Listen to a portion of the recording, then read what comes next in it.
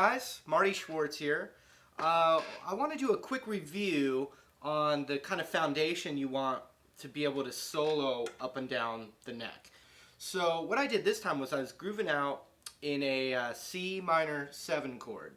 So I'm changing the keys. Most of the time I, talk about the pentatonic scales in the key of A or E. And in blues especially, you're going to see those a lot. But I switched to C just so we can really get a fresh perspective on basically the 4 things that we want inside and out.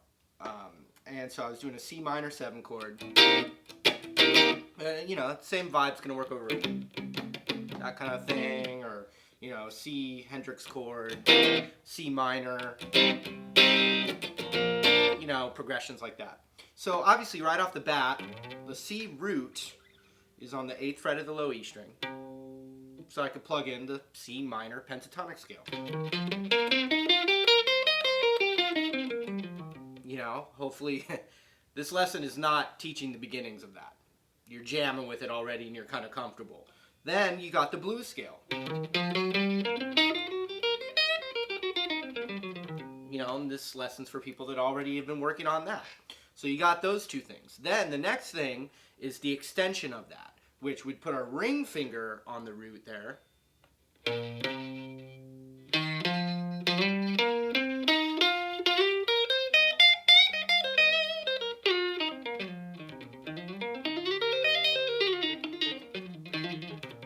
And you're familiar with that, you're working that, and that's really good. I think you should, really work on sliding with your ring finger on that. And you can also incorporate the blues notes in the extension too, like this.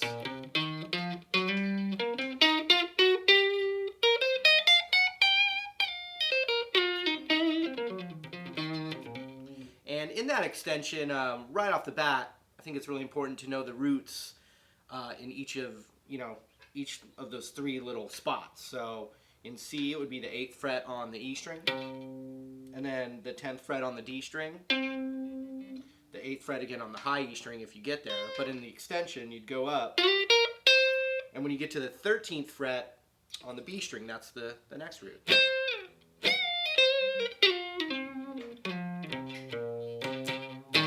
So you want to know that stuff nice and solid. You got some licks, I have a lot of lessons on that stuff.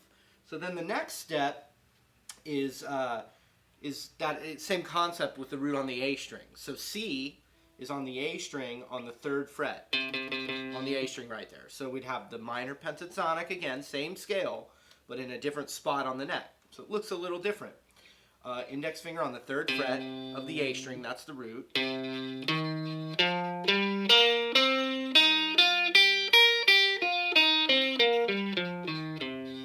then the E string's got this, and back up.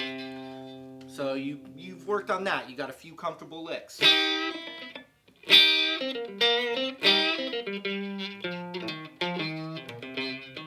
That kind of thing. And then you've got the extension for that. And that would be, still always the concept of where the root is, 3rd fret of the A string. But then we go to the E string and we've got 1, 2, 3, which is a little blues run kind of thing.